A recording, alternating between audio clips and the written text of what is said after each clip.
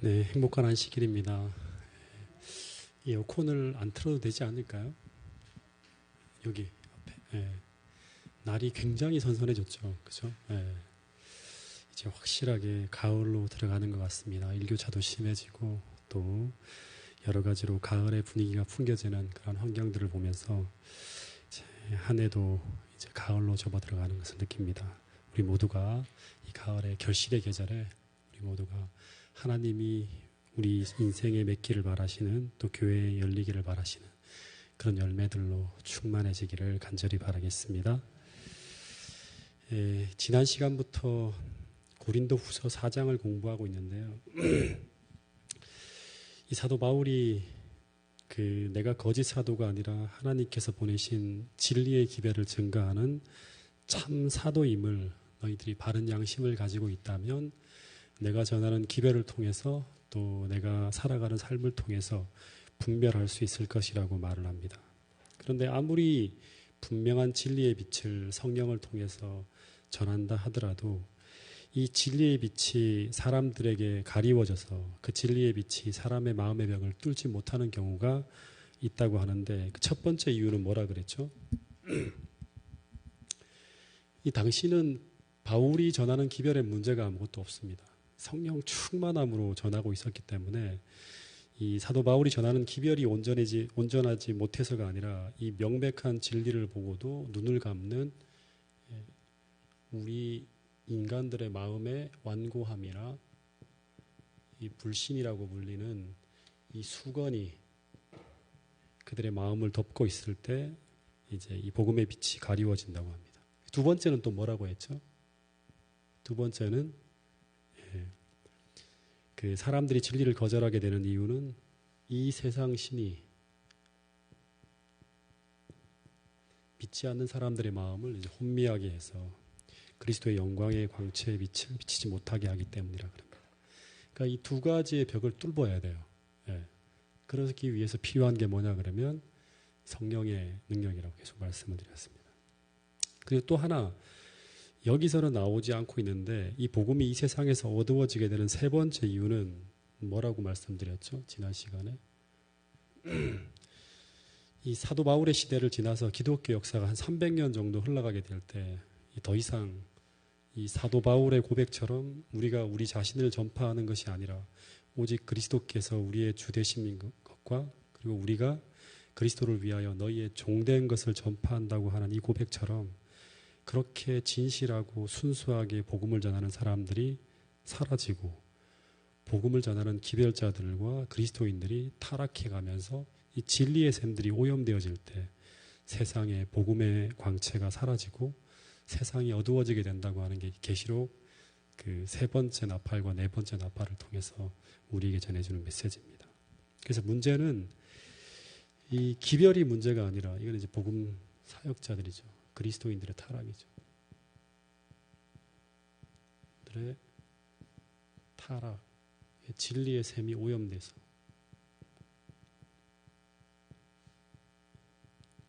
오염되어짐으로 말미암아 이제 그 세상에 어두워진다고 말씀을 드렸습니다. 그래서 문제는 기별의 문제가 아니라 이 세상신의 문제와 사람들의 마음밭 어떻게 본다면 이 진리를 담는 기별자들의 그릇 이런 것들이 이제 문제라고 하는 거죠. 사람들의 문제.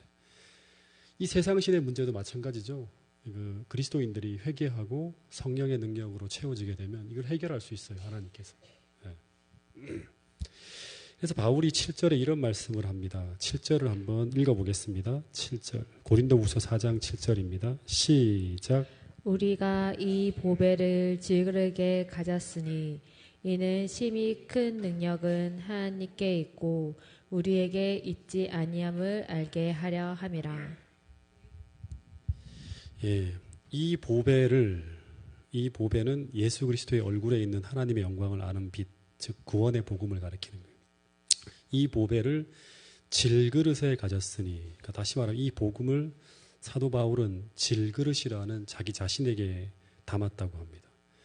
이 질그릇은 무엇을 의미하는가 하면 이제 이 질그릇이라는 단어가 헬라어로 그 오스트라키노이라는 단어를 쓰는데 이거는 이제 껍질이라든가 진흙으로 이렇게 만든 용기라고 하는데 이거는 굉장히 약하대요. 깨지기 쉽고 약하고 그리고 단기간 사용되어지고 난 후에 버리는 그런 가치 없는 용기를 질그릇이라고 합니다. 그래서 사도 바울이 자신을 이 질그릇에 비유함으로 내가 굉장히 대단한 것처럼 보이지만 실제로는 그렇지 않다고 하는 거예요. 나도 감정에 쉽게 흔들릴 수 있고 너무너무 이렇게 쉽게 좌절할 수 있는 연약하고 나약하고 무가치한 사람이라고 하는 거예요. 그래서 모든 사람은 그리스도라는 이 복음의 보배를 어떻게 보면 담는 작은 용기일 뿐이라는 것을 꼭 잊어서는 안 된다고 하는 거예요.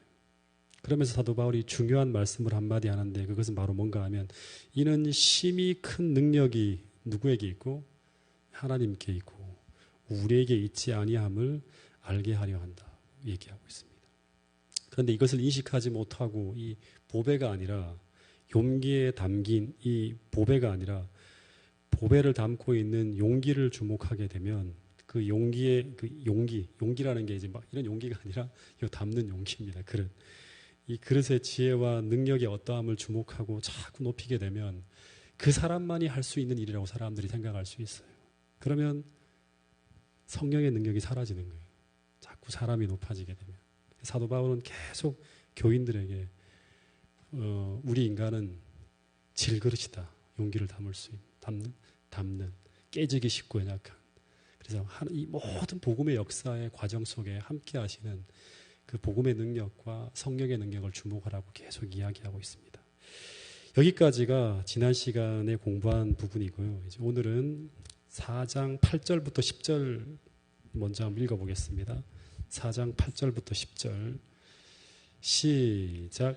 우리가 사방으로 우겨쌈을 당하여도 쌓이지 아니하며 답답한 일을 당하여도 낙심하지 아니하며 박해를 받아도 버림받지 아니하며 거꾸러뜨림을 당하여도 망하지 아니하고 우리가 항상 예수의 죽음을 몸에 짊어짐은 예수의 생명이 또한 우리 몸에 나타나게 하려 함이라. 예, 이 8절부터의 내용은 이제 이 복음의 능력의 근원인 이제 하나님이 어떻게 복음을 담은 이 기별자들을 사용할 수 있는지에 대한 그런 구체적인 경험을 바울이 자신이 경험한 많은 시련들을 통해서 이제 하나님의 구원하시는 능력을 소개하는 겁니다.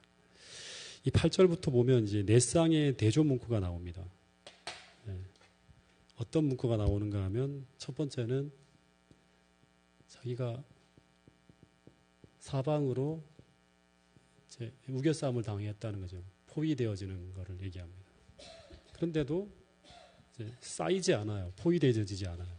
사방으로 다 에워싸여도. 두 번째는 또 어떤 얘기를 하죠? 답답한 일을 당하는데도 답답한 일을 막 당하고 있는데도 낙심하지 않아요. 네. 세 번째는 박해를 받아요. 박해를 받고 핍박을 당하고 있는데도 이제 사람들에게 버림받는 거잖아요. 그죠? 그런데도 버림받지 아니하고. 네 번째는 이제 거꾸로 트림을 당해도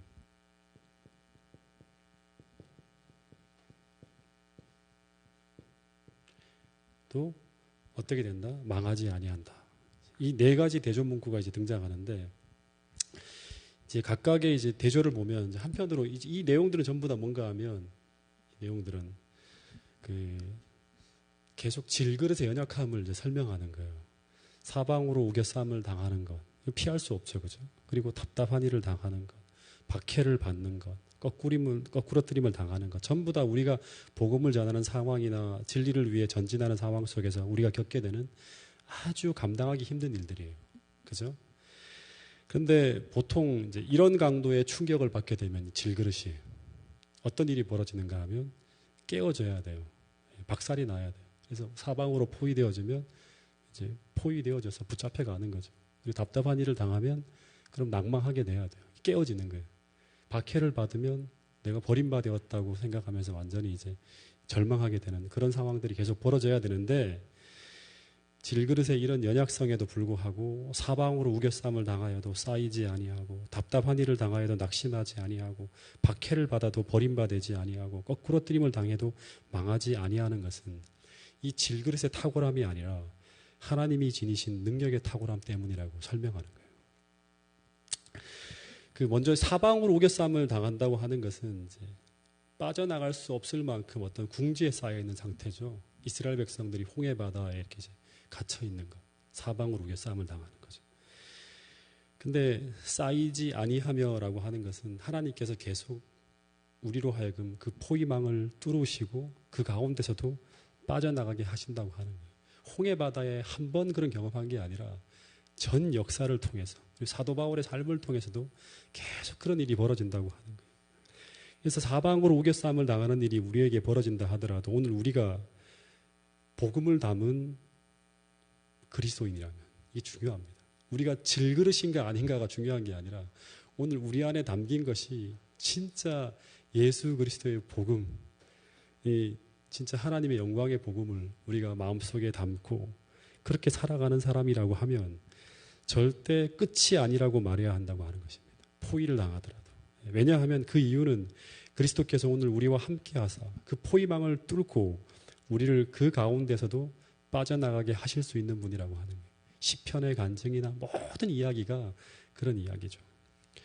이런 말이 있습니다. 환경은 그리스도인 영혼의 분위기를 좌우하지 못한다. 그는 보이지 않는 주님 때문에 감내하며 거룩한 은혜의 빛으로 삶을 유지한다 라고 합니다. 환경은 그리스도인 영혼의 분위기를 좌우하지 못한다. 그러니까 오늘 그리스도인으로서 복음을 담은 사람들이라고 하면 이런 것들을 계속 주장하며 그걸 뚫고 나가는 그런 역사를 경험할 수 있다고 이야기하고 있습니다. 두 번째는 답답한 일을 당하여도라고 할 때 약간 좀 틀어야겠네요.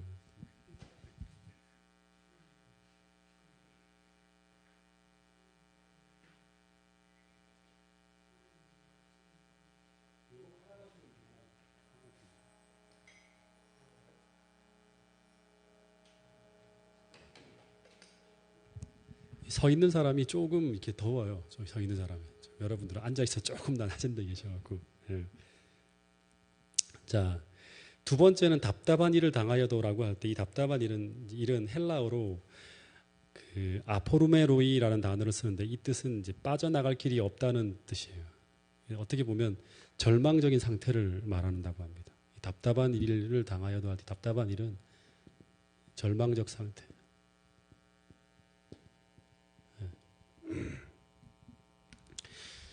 그러니까 앞에서는 이렇게 사방이 포위되어져 있는 상태인데 이제 한 단계 더 나가는 거예요. 한 단계 더 나가서 빠져나갈 길이 없는 절망적인 상태에 처해서 아무 일도 하지 못하고 그저 이렇게 이제 기다리기만 하는 어떻게 보면 주저앉아 있는 상태를 의미하는 게 이제 두 번째 단계라고 합니다. 근데 그 인간적인 관점에서 볼 때 출구가 없는 그런 상황에 이제 탁 자기가 빠졌을 때 그때 이제 우리는 어떤 생각이 들죠? 많은 의혹이라든가 의심이 들 수밖에 없죠. 잘 안다, 완전히 끝이라고 생각할 때. 근데 사도 바울은 이제 오늘 우리가 복음을 담은 그리스도인이라고 하면, 오늘 우리 안에 진짜 복음이 담겨 있다고 하면 그 상황 속에서도 하나님을 신뢰하고 낙심하지 아니한다고 하는 거예요. 네.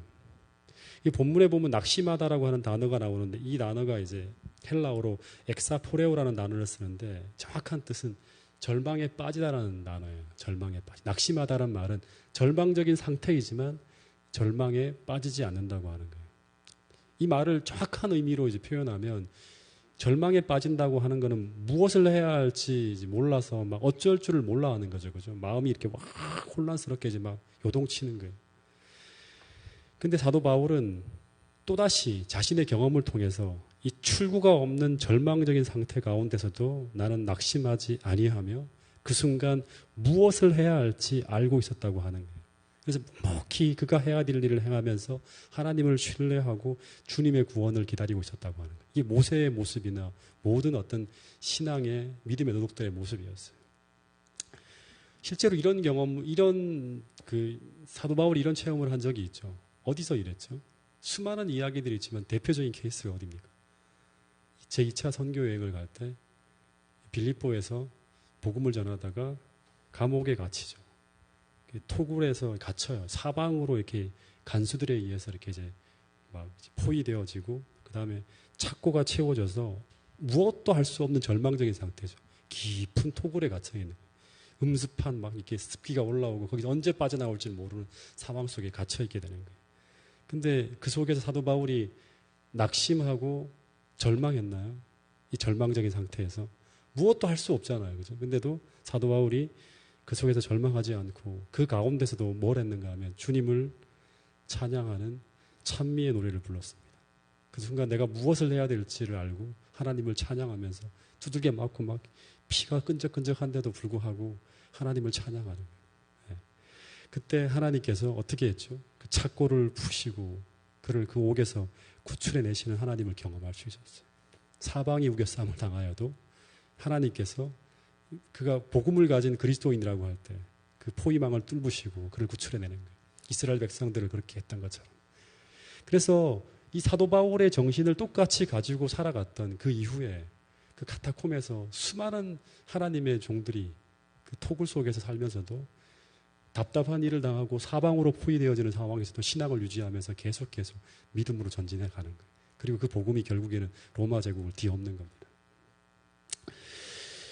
이것이 바로 보배를 그 가운데 담고 살아가는 하나님의 언약 백성의 모습이라고 하는 거예요. 복음을 그 가운데 담고 살아가는. 예. 다시 말해서 바울은 연약한 질그릇 같아서 낭망하고 절망하며 깨어질 수밖에 없었지만 그 용기 안에 담긴 예수 그리스도의 은혜의 복음이 그로 하여금 낭망하지 않도록 깨어지지 않도록 계속 그 상황 속에서 지켜주고 있었다고 얘기하고 있는 거예요. 그러니까 오늘 사도 바울을 주목하는 게 아니라 이 질그릇이 사도 바울을 주목하는 게 아니라 그 안에 담긴 복음의 위대함을 자꾸 주목해 보라고 이야기하고 있는 것입니다. 그 다음에 이제 핍박을 받아도 버림받지 아니하라고 하는데 이 말은 이제 이런 의미의 문장이라고 합니다. 비록 사람들에게는 핍박을 받으며 버림받았지만 하나님에게는 버림받지 않았다. 이 내용을 가만히 읽어보면 이제 이 지금 고난의 강도가 더 심해지는 거예요. 처음에는 포위되어지고 답답한 환경 속에 이제 가다가 절망적인 상태에 빠져서 그 다음에는 이제 박해를 당하는 거예요. 예. 그래서 바울은 지금 자기한테 굉장히 이렇게 이제 적의를 가진 그런 사람들에게 둘러싸여서 이제 핍박을 당하고 있는 거예요. 그럴지라도 하나님에게는 버림받지 아니하였다라고 말하고 있어요. 이 말이 참 중요한 말인데요.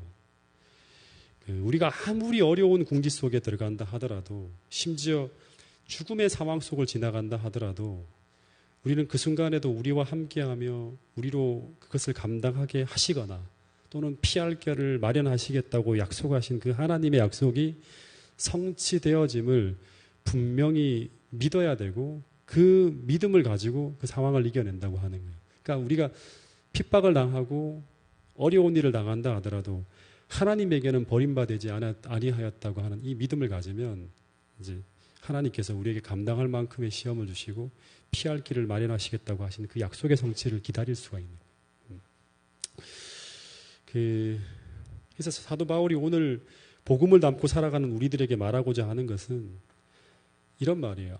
아무리 시험이 크다고 하더라도 인내의 한계를 벗어나서 우리가 당하게 되지는 않는다고 하는 거예요. 그래서 그리스도인은 아무도 낭망할 필요가 없고 정당하게 견디기만 하면 그리스도인의 생애를 가로막는 모든 고난과 시련은 오히려 우리로 하여금 우리 안에 담긴 보배를 더욱 생생하게 체험하고 경험하는 축복의 귀한 시간이 될 수도 있다고 말하는 것이 사도 바울의 증언이라고 하는 것입니다. 그래서 우리가 핍박을 당하면서 때로는 고난 중에서 이 땅의 모든 소중한 것을 다 빼앗길지라도 우리 안에 담긴 가장 큰 보배인 이 복음만큼은 그 어떤 사람들이나 이 마귀의 손에 미치지 않는 곳에 하나님께서 안전하게 보존하신다고 하는 사실입니다. 그래서 그것을 믿고 끝까지 생명을 바쳐서 이 마음속에 담긴 보배를 잃어버리지 않고 끝까지 지키기 위해서 믿음의 선한 싸움을 싸우는 사람들이 바로 보화를 담은 진정한 그리스도인이라고 하는 것입니다. 여러분, 오늘 우리 안에 담긴 이 위대한 보화, 그리스도를 어떤 순간에도 잃어버리지 않고 끝까지 믿음의 선한 싸움을 싸우면서 하늘까지 담고 갈 수 있는 저와 여러분들이 될 수 있기를 간절히 바라겠습니다. 이 네 번째로 이 사도 바울이 뭐라고 하는가 하면 거꾸로 뜨림을 당하여도 망하지 아니하고, 이 거꾸로 뜨림을 당한다는 말은 헬라어로 카타발로라는 단어를 써요. 이게 뭔가 하면 전투를 막 할 때 상대를 이제 막 물리치면서 땅에 쓰러뜨린다는 뜻이에요. 그러니까 상대에게 칼에 맞거나 또는 이제 가격을 받아서 쓰러질 때 쓰는 단어가 이 카타발로, 거꾸로 뜨림을 당한다는 단어입니다. 그래서 어떤 주석을 보니까 이 거꾸로 뜨림은 이제 핍박의 마지막 단계예요. 마지막 단계, 이제 죽을 고비를 맞게 되는 상황이라고 합니다. 그래서 이런 거꾸로 뜨림을 당하여서 우리가 쓰러져서 죽음의 사지로 들어갈 때도 우리는 망하지 아니한다라고 사도 바울은 말하고 있습니다. 실제로 복음을 전하다가 죽을 고비를 경험한 사람은 이 가운데 아무도 없죠. 복음을 전하려고 하다가 막 죽을 고비를 당한 사람들이 있어요. 그런 적 없죠. 근데 사도 바울은 고린도후서 11장 23절부터 27절까지 이제 사도 바울의 이야기를 들어보면 그는 여러 번 죽을 뻔한 고비를 맞았다고 합니다. 그런데 그럴지라도 그는 망하지 아니하였다고 하는 말은 죽지 않았다고 하는 말이죠. 그죠? 그 이유는 보화가 그 속에 담겨 있었기 때문이라고 합니다. 이게 무슨 말이죠? 보화가 그 속에 담겨 있으면 안 죽나요? 사도 바울은 죽었잖아요, 나중에. 그것도 칼에 맞아 죽었잖아요. 순교했잖아요. 이 말이 무슨 말이죠? 거꾸로 띠를 당하더라도 죽지 않는다. 이게 무슨 말이에요? 복음을 전해야 하는 바울의 사명이 아직 끝나지 않았기 때문에 어떤 거칠은 사람이나 어떤 사악한 권력이나 어떤 위험한 일을 만난다 하더라도 심지어 보이지 않는 악의 영들이 전부 그의 생명을 끊어버리기 위해서 동원되어진다 하더라도 그를 망하게 할 수 없었다고 하는 거예요. 이것이 바로 뭔가 하면 복음을 그 안에 담고 살아가는 위대한 사람들의 모습이라고 하는 겁니다. 실제로 이제 사도 바울이 루스드라에서 복음을 전하다가 어떻게 됩니까? 돌멩이에 맞아갖고 이제 거꾸로 뜨림을 당했죠. 그래서 거의 이제 죽었죠. 그래서 숨도 안 쉬고 이렇게 넘어져 있으니까 그 사람을 그냥 시체를 쓰레기장에 갖다 버렸죠. 그래서 완전히 피투성이가 돼 쓰러졌을지라도 그의 생명이 끝나지 않았다고 하는 거예요. 왜 끝나지 않았을까요? 아직 복음을 전해야 되는 사명이 끝나지 않았기 때문에 3차 선교행을 또 가야 되고 아시아에서 복음을 전해야 되고 또 이 사람은 로마에까지 가서 복음을 전해야 될 사명이 아직 있었기 때문에 생명을 거둬가지 않으신다고 하는 거예요. 때때로 우리가 언제 생명이 끝날까 하는 두려움이 있을 때가 많죠. 그런 두려움이 있나요, 여러분들? 언제 죽으면 어떡하지? 이런 두려움들이 있죠. 없으신 분들이 있어요? 성주 엄마도 가끔씩 제게 그런 말을 합니다. 여보, 만약 당신이 이 세상에 없다는 걸 생각하면 가끔씩 두려워진다. 뭐 이런 말도 해요. 근데 그때마다 바울은 오늘 우리에게 이런 말을 합니다. 복음을 전해야 하는 사명이 아직 당신과 내게 있다면 사도 바울이 그러는 거예요. 우리는 절대 이 땅에서 죽지 않는다. 그것이 바로 사명을 마치기 전까지 하나님께서 우리 생명을 지켜주기 때문에 사명을 따라 살아가는 사람들이 용기 있는 사람들이에요. 그래서 사명을 마치기 전까지는 우리에게 어떤 질병이나 사고나 어떤 것도 우리를 해할 수 없다고 하는 것이 바로 사도 바울의 이야기라고 하는 것입니다. 그래서 바울은 우리를 움츠러들게 하는 그런 박해와 반대와 핍박의 위험을 뚫고 계속 복음을 전하기 위해서 전진하는 거예요. 여러분, 오늘 우리도 우리 안에 담긴 보화를 다시금 확인하고 그 복음이 가르쳐주는 사명을 따라서 우리가 살 수 있는 그런 선교사로 새언약 일꾼으로 거듭나는 동작중앙교회 모든 성도들이 될 수 있기를 간절히 바라겠습니다. 그럴 때 우리도 죽음의 두려움을 이기고 더욱 용기 있게 복음 사역자의 사명을 감당하면서 어떻게 보면 바울처럼 성령의 놀라운 체험들을 하면서 이렇게 살아갈 수 있다고 이야기하고 있습니다. 여러분, 우리가 복음과 더불어 살지 않고 다시 말하면 선교적 사명을 멈추고 안주하는 삶을 살아가게 되면 우리는 생생한 복음의 능력을 체험하지 못하게 돼요. 이게 사도 바울의 이야기입니다. 그럼 어떻게 될까요? 계속 우리는 약해져요. 복음에 대해서. 실증적 체험을 하지 못하기 때문에. 그리고 어두워집니다. 그리고 두려워져요. 그리고 복음을 담은 자들이 체험하게 되는 이런 놀라운 예수의 생명이 내 안에 부활하는 이런 놀라운 체험과는 거리가 먼 생애를 살게 된다고 하는 것입니다.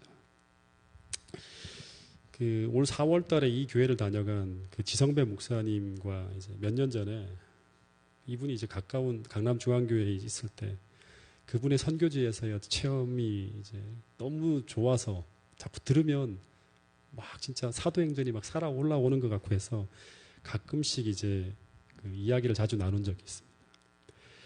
근데 이분의 이야기를 들어보면 바울처럼 오지에 들어가서 오직 복음을 전하는 가운데 오직 복음을 전하는 가운데 복음을 전해야 되는 하나의 목적을 가지고 살아가는 가운데 어려움을 당하고 그리고 그 복음 때문에 큰 문제가 닥쳐올 때 사도 바울처럼 그때마다 하나님께서는 이 복음을 증거하기 위해서 놀라운 역사를 펼쳐주시는 것을 계속 이야기하는 거예요.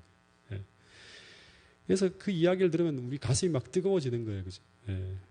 그래서 그러면서 사도 바울이 이야기하는 그 모든 것이 실제구나 하는 것을 생생한 역사를 통해 체험할 수 있는 거예요. 예. 그래서 진짜 어떻게 기회가 되면 한 번 더 이제 저도 선교지에 가서 그런 복음을 전하는 경험을 해보고 싶다는 그런 생각을 할 때가 참 많습니다. 오직 복음을 위해서 살아가는 거죠. 그렇죠? 그리고 뭐 제가 우리 이성조 장로님, 황신자 집사님 네 분이 9월 말인가요? 필리핀으로 선교하러 한 주간 다녀오신다는 얘기를 들었는데 정말 귀한 경험이라 생각이 됩니다. 이런 선교지에서 현장을 생생하게 경험하고 돌아와서 또 우리에게 나누어주고 또 그런 정신으로 살아가면서 이 교회가 선교적으로 바뀌는 그런 분위기가 만들어져야지만 우리가 위대한 새 천사의 기별을 전하기 위해서 우리가 새 언약 일꾼으로 거듭나는 역사가 있을 거라는 생각이 듭니다. 여러분 바울이 오늘 우리에게 전하는 기별의 핵심은요. 하나님의 모든 언약 백성들은 바울처럼 이 복음을 전하는 것을 인생의 최대의 목적으로 삼은 새 언약 일꾼이라고 하는 거예요. 다시 말하면 선교사적 사명을 가진 사람들이 바로 새 언약 일꾼이라고 하는 거예요. 바울처럼 살라, 나처럼 살으라고 계속 이야기하고 있는 것입니다. 여기서 빗나가면 우리는 복음에서 멀어지게 되고 그리고 언약에서 멀어지게 된다는 사실을 잊지 않게 되기를 간절히 바라겠습니다. 오늘 우리 안에 담긴 이 것이 무엇인지를 다시금 확인하고 이 빛을 세상에 증거하기 위해서 함께 기도하고 고민하는 저와 여러분들이 될 수 있기를 간절히 바라겠습니다. 그래서 가을에 다시금 선교부와 집사회와 모든 부서들이 복음을 전해야 하는 사명을 가지고 다시금 일어나고 움직이는 운동이 이 가을에 이 교회 안에서 일어나게 될 수 있기를 간절히 소망합니다. 그러면서 사도 바울이 4장 10절부터 13절 이런 말씀을 합니다. 자, 고린도후서 4장 10절부터 13절 같이 한번 읽어보겠습니다. 시작. 우리가 항상 예수의 죽음을 몸에 짊어짐인 예수의 생명이 또한 우리 몸에 나타나게 하려 함이라. 우리 살아있는 자가 항상 예수를 위하여 죽음에 넘겨짐은 예수의 생명이 또한 우리 죽을 육체에 나타나게 하려 함이라. 그런즉 사망은 우리 안에 역사하고 생명은 너희 안에 역사하느니라. 기록된 바 내가 믿었으므로 말았다 한 것과 같이 우리가 같은 믿음의 마음을 가졌으니 우리도 믿었으므로 또한 말하노라. 예, 오늘 한 10절, 11절, 10절 정도만 좀 하고 나머지는 그 다음 주 화요일 날도 나누어 가도록 하겠습니다. 10절에서 사도 바울이 자신이 항상 예수의 죽음을 몸에 짊어지고 산다고 합니다. 예, 우리도 그렇게 살아가고 있나요? 이 예수의 죽음을 우리 삶에 짊어지고 살아가는 사람들이 결국에는 예수의 생명이 우리의 삶에 나타나는 경험을 할 수 있다고 합니다. 근데 이 예수의 죽음을 짊어지고 살아간다는 게 무슨 의미일까요? 사도 바울이 지금 계속 로마서에서 얘기한 이 이야기들을 또 같은 맥락에서 풀어가고 있어요. 바울은 지금 앞에서 계속 예수님과 연합이라는 측면을 계속 이야기하고 있습니다. 복음이 그 안에 담긴 사람들, 다시 말하면 복음과 하나가 된 사람들이 어떤 경험을 하면서 어떻게 살아가야 되는지를 계속 이야기하고 있습니다. 그래서 바울에게 닥치는 모든 환난은 이 죽음은 전부 다 환난이에요, 환난.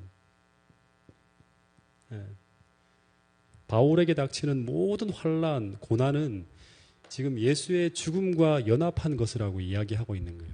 예. 그래서 반대로 이제 이 환난을 당하지만 환난을 극복하잖아요. 이겨내잖아요. 그죠? 그래서 이겨내는 이 승리는 예수의 생명과 연합하는 거예요. 예. 생명과 연합하는 거예요. 체험하는 거예요. 예. 그래서 바울이 말하는 이 우리가 항상 예수의 죽음을 몸에 짊어진다고 하는 것은 예수님께서 당하신 그 고난에 바울이 지금 동참하고 있다고 하는 것입니다. 그래서 여기서 사용한 이 죽음이라는 단어가 이 네크로신이라는 단어를 쓰는데요. 원래는 일반적으로 사용되어지는 이 죽음이라는 단어를 뭐를 쓰냐 그러면 다나토스라는 단어를 써요. 헬라어로. 근데 이거를 사용하지 않고 이 네크로신이라는 특별한 단어를 사용했는데 이 네크로신이라는 단어는 그냥 죽음이 아니라 죽어가는 상태라고 합니다. 죽어가는 상태. 그래서 바울이 자신이 겪는 고난을 그리스도의 죽음을 짊어지는 상태로 묘사하고 있는데 이런 얘기들이 사도 바울의 여러 편지서 가운데 많이 나오죠. 로마서 8장 36절에 보면 내가 종일 죽음을 경험하게 하고 있다. 죽음을 겪게 되며 하잖아요. 죽었으면 한번 죽었으면 끝나는데 끝나는 게 아니라 하루 종일 죽음을 겪게 되며라고 표현을 쓰고 있는 것은 바로 뭐냐면 네크로신. 예수의 죽음을 짊어지고 살아가는 죽음의 고난을 계속 견디는 삶을 얘기하고 있는 거예요. 그리고 고린도전서 15장 31절에서는 날마다 죽는다. 그리고 갈라디아서 6장 17절에서는 내 몸에 무엇이 있다? 예수의 흔적이 있다고 하죠. 흔적을 지녔다고 하잖아요. 그래서 이 예수의 죽음을 몸에 짊어졌다는 말은 이 재림교회 성경 주석에 보면 바울의 몸 여기저기에 보면 예수님을 위해서 당한 수많은 고난을 말없이 증언하는 수많은 흉터들이 있대요. 그러니까 여기저기 온전한 구석이 하나도 없는 거예요. 다 상처투성이고. 그런데 사도 바울이 말하기를 이런 예수의 죽음을 짊어지고 살아가는 이유는 이 고난을 날마다 경험하면서도 끊임없이 복음을 전하는 이 길을 걸어가는 이유는 뭐 때문이다? 10절에 예수의 생명도 우리 몸에 나타나게 하기 위해서 그렇게 한다고 하는 것입니다. 어떻게 보면 이것이 하나님께서 바울에게 끊임없이 죽음의 위협을 당하도록 허락하신 이유라고 합니다. 하나님께서 복음을 지난 화요일날도 설명한 것처럼 천사들에게 맡기지 않고 이 질그릇 같은 바울에게 맡기시고 그리고 그 복음 때문에 고난을 당하게 하시는 이유가 뭐냐 그러면 바울이 이런 압제와 핍박을 당하여서 전혀 살 수 없는 그런 절망적인 죽음의 위협에 둘러싸여 있는 가운데서도 오히려 살아나는 역사를 통해서 하나님께서 바울을 보호하시고 돌보신다는 강력한 증거들을 통해서 이 복음이 힘있게 증거될 수 있도록 하기 위해서 그렇게 한다고 하는 거예요. 사방으로 우겨쌈을 당하는 것. 그 다음에 절망적인 상태에 처하게 하는 것. 심지어 거꾸러뜨림을 당하고 핍박을 당하는 그런 속에서 연약한 바울이 혼자서는 도저히 헤어나올 수 없는 그런 상황 속에 계속 들어가지만 계속 살아나는 거예요. 그죠? 왜냐하면 그의 사명이 끝나지 않았기 때문에. 그래서 이런 의미에서 이 사도 바울의 삶은 예수님의 생명과 그리스도의 삶이 그의 몸과 생애에 계속 나타나는 현현되어지는 생애였다고 하는 것입니다. 예수님처럼 고난을 당했고 예수님처럼 이기고 끊임없이 그리스도를 말과 삶으로 증거하는 생애. 이것이 바로 사도 바울의 삶이었다고 하는 것입니다. 그리고 뿐만 아니라 이 땅에서의 그 복음을 담은 자들이 경험하는 그 하나님의 보호하심과 구원을 경험하게 될 때 그런 사람들이 장차 내세에서도 부활을 경험하는 그 명백한 증거를 삶을 통해서 가지게 된다고 하는 것입니다. 여러분, 그래서 다시 한번 생각하게 되는 게 뭔가 하면 우리가 선교사적인 사명을 갖고 살아가는 거예요. 재림교회는 어떻게 본다 그러면 교회를 크게 짓고 우리가 이 교회 안에서의 어떤 그런 우리가 안주하는 삶을 위해서 교회가 세워지지 않았습니다. 교회가 처음에 세워질 때 이 교회에 세워지는 목적은 무엇인가 하면 새 천사의 기별을 세상에 증거하는 거예요. 그래서 오늘 우리가 가지고 있는 이 기별들과 이런 어떤 복음들을 세상에 증거하기 위해서 우리가 사도 바울처럼 그런 각오를 가지고 세상에 우리가 증거하게 될 때 오늘 사도 바울이 경험하는 이 위대한 성령의 체험들을 할 수 있다고 오늘 또다시 이 저녁 예수님께서는 우리에게 말씀하고 있습니다. 그리고 그러한 예수님의 생명의 현현을 체험하는 사람들이 비로소 영생에 대한 소망을 가질 수 있고 부활에 대한 확신을 가지고 우리가 죽음을 이기면서 우리가 영원한 생명을 소유한 사람으로서 사도 바울처럼 살아갈 수 있다고 이야기하고 있는 것입니다. 여러분, 그래서 오늘 선교를 위해서 복음과 함께 씨름하면서 진리와 함께 투쟁하는 가운데 우리가 더욱더 큰 그리스도의 생명과 또 그리스도의 은혜가 우리의 삶의 역사함을 더욱 생생하게 경험할 수 있는 그런 그리스도인들이 오늘 동작중앙교회 모든 성도들이 될 수 있기를 간절히 바라겠습니다. 로마서 8장 17절에 보면 이 말씀 하나 읽고 마치겠습니다. 로마서 8장 17절입니다.